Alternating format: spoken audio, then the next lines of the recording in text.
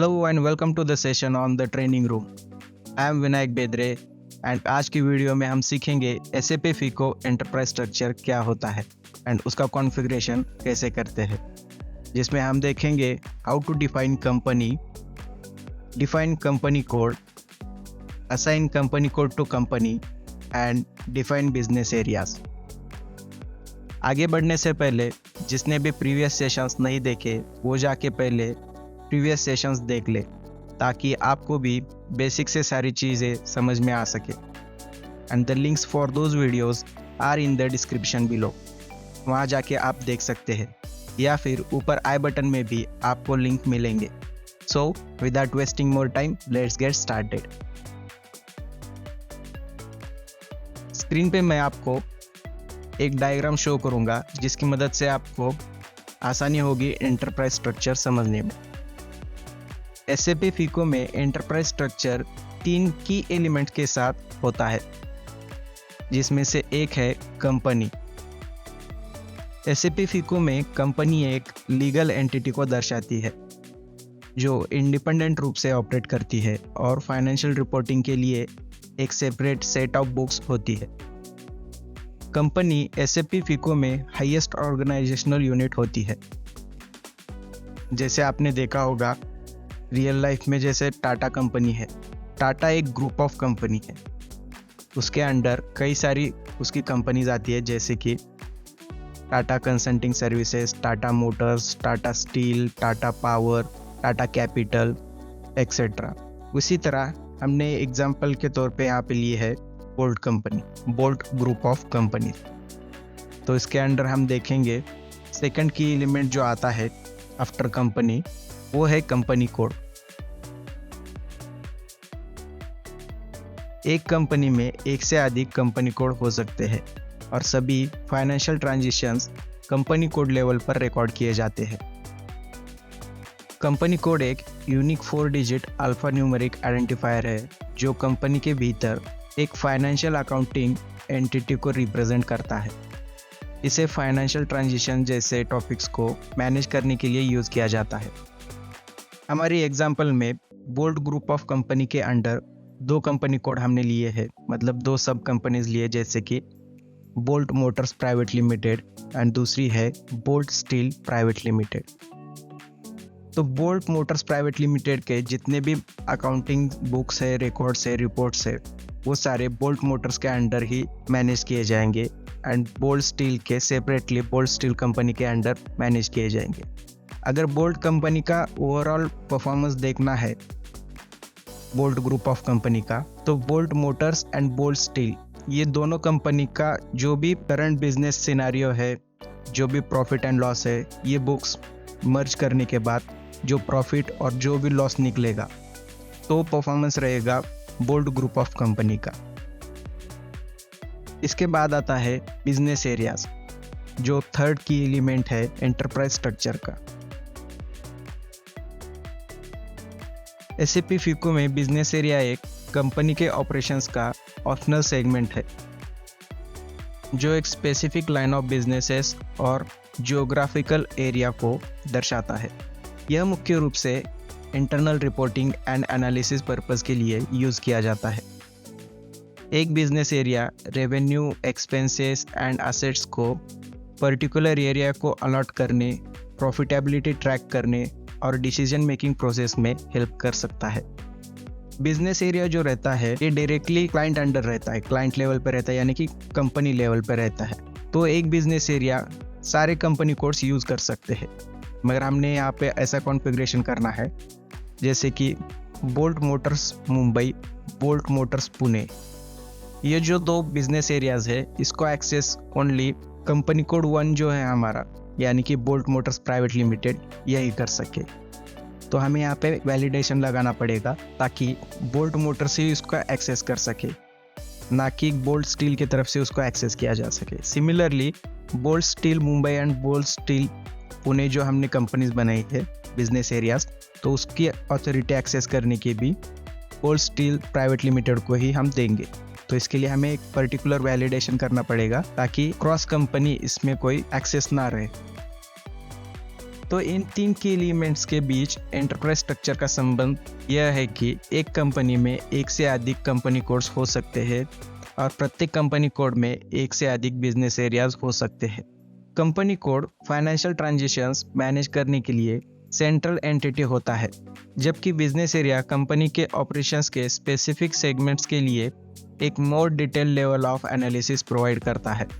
Enterprise structure का जो structure है वो SAP FICO में एक ऑर्गेनाइजेशन के भीतर एक्यूरेट फाइनेंशियल रिपोर्टिंग और एनालिसिस इंश्योर करने में महत्वपूर्ण रोल निभाता है। तो ये स्ट्रक्चर कैसे वर्क करता है, इसका कॉन्फ़िगरेशन कैसे करते हैं, ये हम लाइव सॉफ्टवेयर में देखते हैं। ध्यान से इसको समझ लीजिए, जिससे आपको आसानी होगी बाद में कॉन्फ़िगरेशन करने के लिए एंड प्रैक्टिस करने के लिए। तो देखते हैं ये सारी चीज़ें एक दूसरे से कैसे लिंक होती। तो सबसे पहले हम बनाएंगे कंपनी, यानी कि board group of company. Company define करने के लिए टी कोड है OX15। उसी के साथ हम मैन्युअली पाथ यूज़ करके भी देखेंगे कंपनी कैसे डिफाइन कर सकते हैं। तो OX15 तो टी कोड हो गया एंड पाथ जो है SPRO, then SAP reference IMG, enterprise structure, definition, financial accounting and उसके बाद है डिफाइन कंपनी। तो इसी तरह हम देखते हैं इसको कैसे कॉन्फ़िगरेशन करना है। सबसे पहले हम जाते हैं SAP सिस्टम में। यहाँ पे हम सिंपली, जैसे मैंने बताया था टी कोड के थ्रू, तो पहले मैं आपको दिखाता हूँ टी कोड से कैसे हम एंटर करते हैं। उसके लिए हमें टाइप करना होगा इसका T code OX15 and press enter. तो ये हम आ गए कंपनी डिफाइन करने के लिए OX15 टी कोड में। यहाँ से हम सिंपली न्यू एंट्रीज पे क्लिक करके कंपनी डिफाइन कर सकते हैं, उसके डिटेल्स फिल करके। तो अभी जो मैन्युअली मेथड है पाथ फॉलो करके, तो पाथ के थ्रू हम इसको ओपन करके देखते हैं, जिसके लिए हमें जाना होगा SPRO। फर्स्ट ये हमें टाइप करना होगा यहाँ पे एंड देन प्रेस एंटर। यहाँ से हमें जाना है SAP रेफरेंस IMG, यहाँ से enterprise structure, then definition, financial accounting. यहाँ पे आप देख सकते हैं डिफाइन कंपनी। तो इसे ओपन करने के लिए इस आइकॉन पे हमें क्लिक करना है। यहाँ पे क्लिक करते ही हम सेम स्क्रीन पे आ चुके हैं। इसी स्क्रीन पे हम टी कोड की मदद से भी आए थे। तो अभी न्यू एंट्रीज पे क्लिक करके हम लोग हमारी कंपनी डिफाइन करेंगे।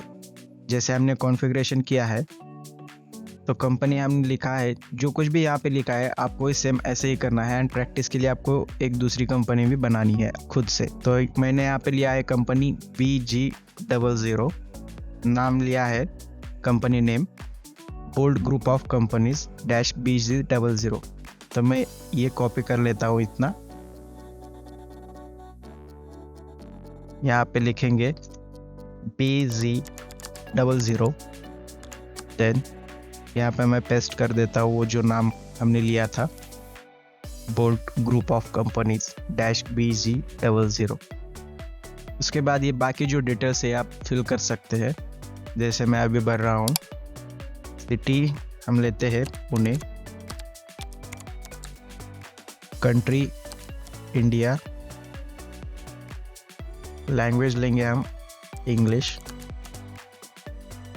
एंड करेंसी जो इंडिया की है वो है INR, इंडियन रुपीस, INR। इसके बाद हमें एंटर प्रेस करना है एक बार एंड ऊपर जो ये आइकॉन दिख रहा है इस पे हमें सेव बटन पे क्लिक करना है। यहाँ पे क्लिक करते ही क्रिएट रिक्वेस्ट पे क्लिक करना है हमें एंड इसमें क्रिएट रिक्वेस्ट पे क्लिक करने के बाद हमें फिल करना है डिटेल्स, जैसे यहाँ पे दिखा है। ये हम लोग कॉपी कर लेते हैं। ऑर्गेनाइजेशनल स्ट्रक्चर BG00 डिस्क्रिप्शन में ये डाल के उसके बाद हमें save and press enter. Okay, देखते हैं। शॉर्ट डिस्क्रिप्शन में हमें भरना है FI ऑर्गेनाइजेशनल स्ट्रक्चर BG00 के बाद एंटर प्रेस करना है। ये जो हमारा रिक्वेस्ट नंबर है ये हमें याद रखना है या कॉपी करके रखना है। हर बार जो भी हम यहाँ पे चेंजेस करेंगे इस कंपनी में तो इसी रिक्वेस्ट के अंडर हम उसे सेव करेंगे। बार बार हमें न्यू रिक्वेस्ट जनरेट करने की ज़रूरत नहीं रहेगी। तो सिंपली कंटिन्यू या फिर प्रेस एंटर। यहाँ पे आप देख सकते हैं डेटा वॉज सेव। तो ये स्टेटस बार पे हम लोग देख सकते हैं हमने जो अभी कंपनी क्रिएट की इसका डेटा सेव हो गया है, यानी कि कंपनी क्रिएट हो चुकी। तो उसे हम देखने के लिए बैक जाके पोजीशन पे क्लिक कर सकते हैं। वैसे तो यहाँ पे ऊपर में ही अपनी कंपनी दिखाई दे रही है, मगर एकदम start SAP easy access screen से हम आते हैं एंड उस टाइम पे हमें देखना है तो कुछ ऐसा दिखाई देगा। एंड कंपनी फाइंड करने के लिए हमें पोजीशन पे क्लिक करना है एंड टाइप करना है PG00 जो हमारा कंपनी का जो हमने नाम रखा है एंड प्रेस एंटर। तो आप लोग यहाँ पे देख सकते हैं हमारी कंपनी बन चुकी है BG00 bold group of companies. तो इसी तरह अब हम देखते हैं कंपनी कोड कैसे डिफाइन करते हैं। इसके लिए हमें पहले जाना होगा बैक जाके पाथ तो हमारा सेम ही रहेगा, फिर भी एक बार आपको दिखाता हूं मैं।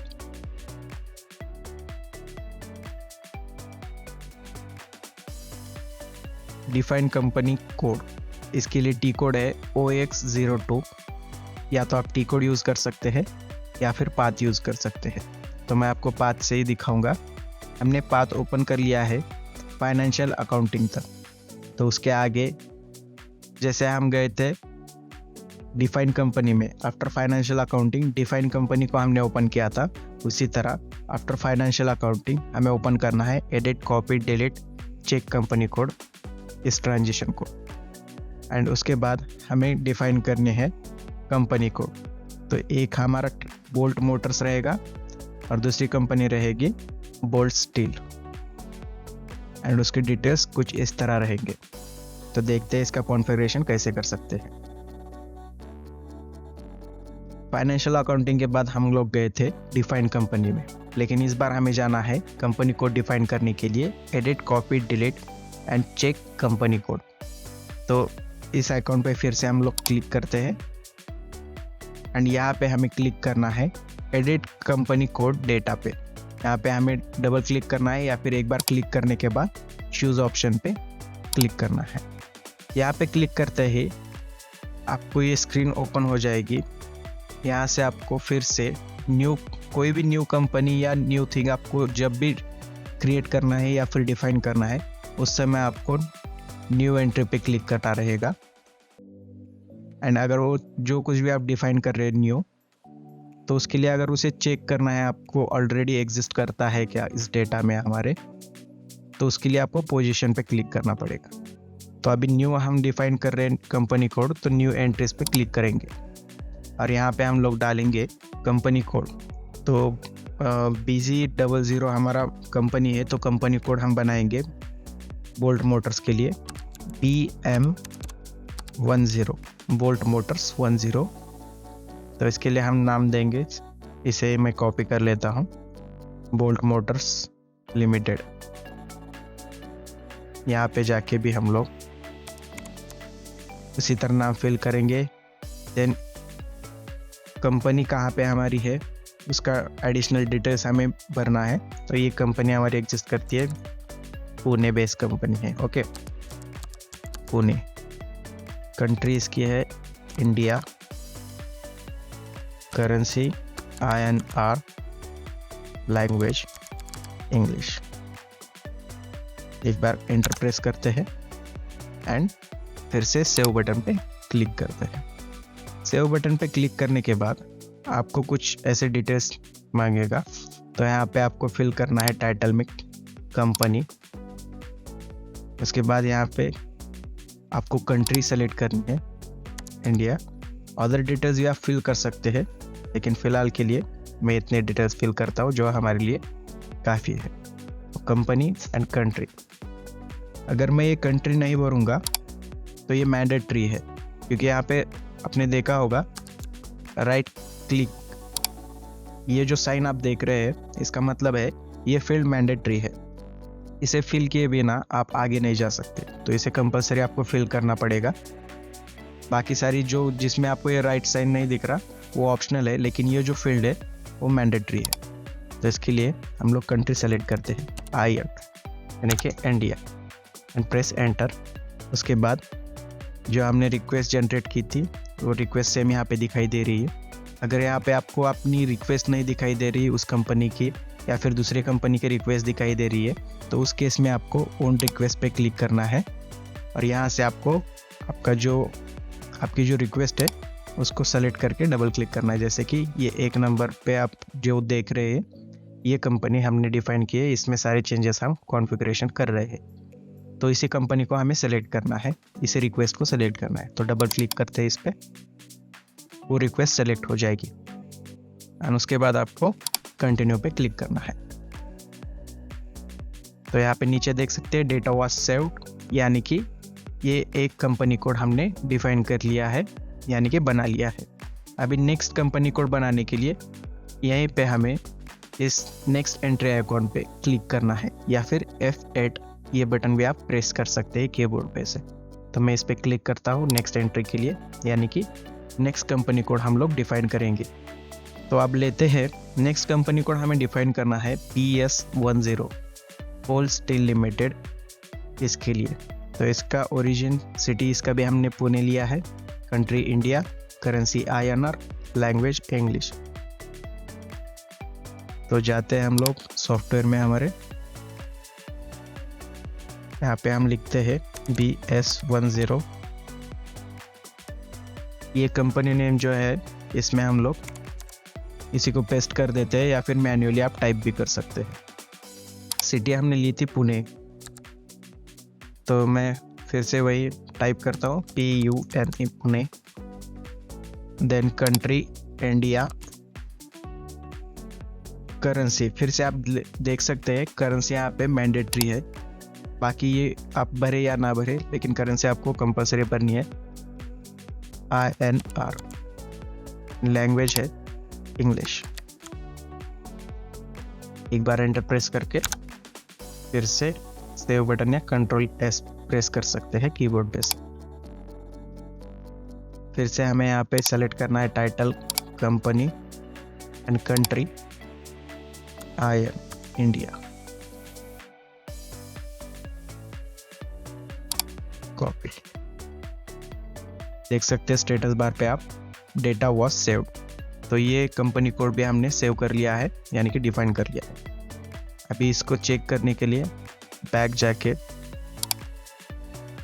यहाँ पे देख सकते हैं दोनों कंपनी हमारी दिखाई दे रही है जो करंटली हमने अभी बनाई है।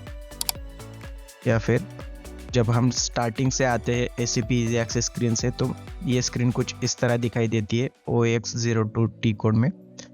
तो उसके लिए हमारी कंपनी उसकी डिटेल्स देखने के लिए हमें फाइंड करना होगा, यहाँ से पोजीशंस पे क्लिक करके जो हमने कंपनी कोड्स बनाए थे उनमें से एक डालते हैं हम BM10, press enter.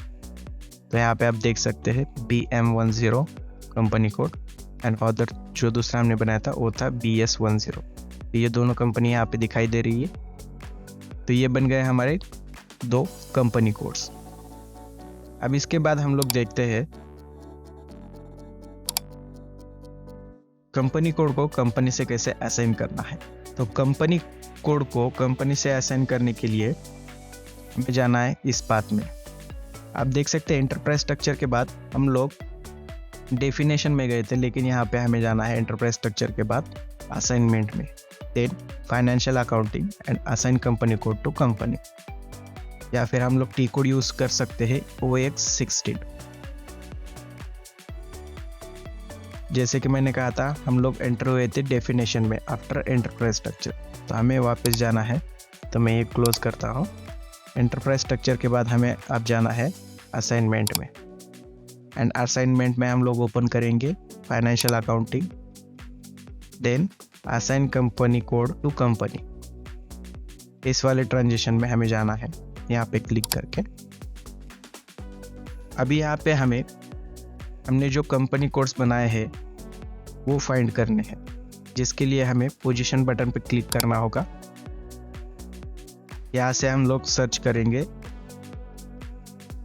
BM10 bolt Motors company, and bolt Motors के साथ हमें दोनों कंपनी मिल गई, BS10 भी।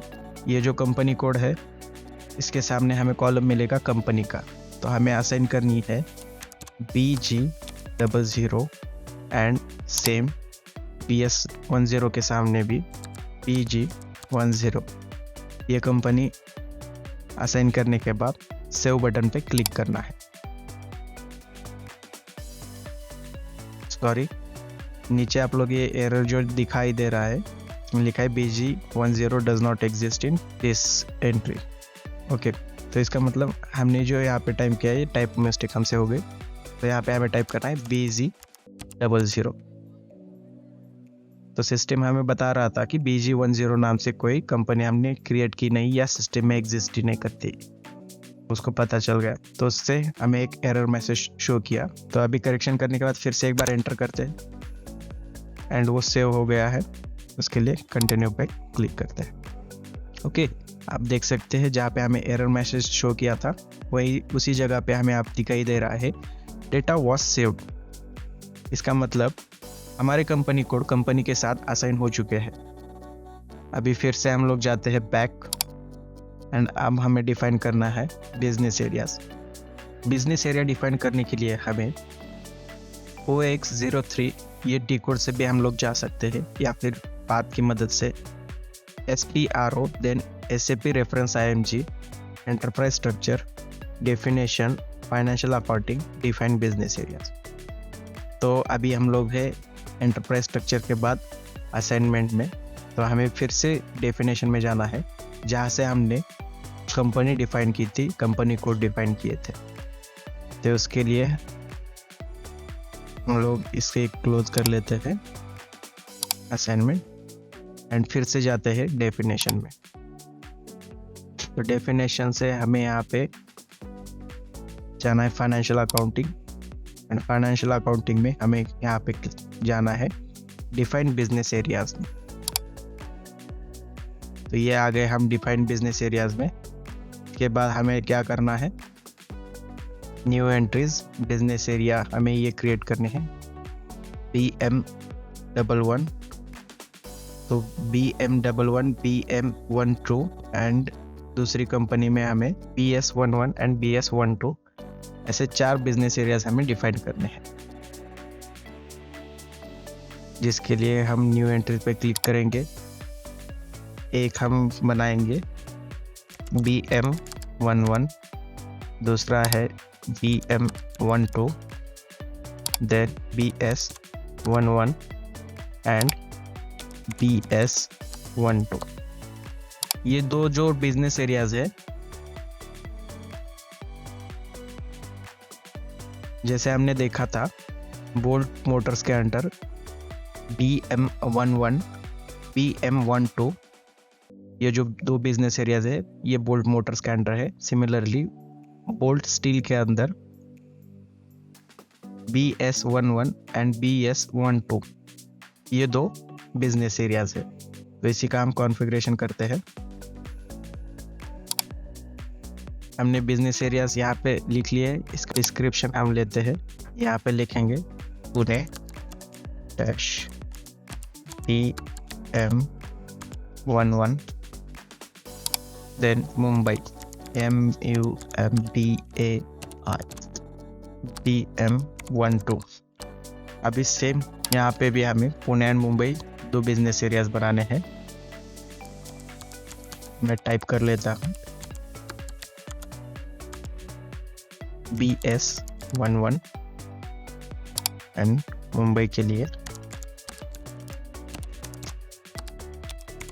BS12। तो इस तरह आपको भी टाइप करना है बिजनेस एरियाज। जैसे हमने 4 बिजनेस एरिया बनाए हैं।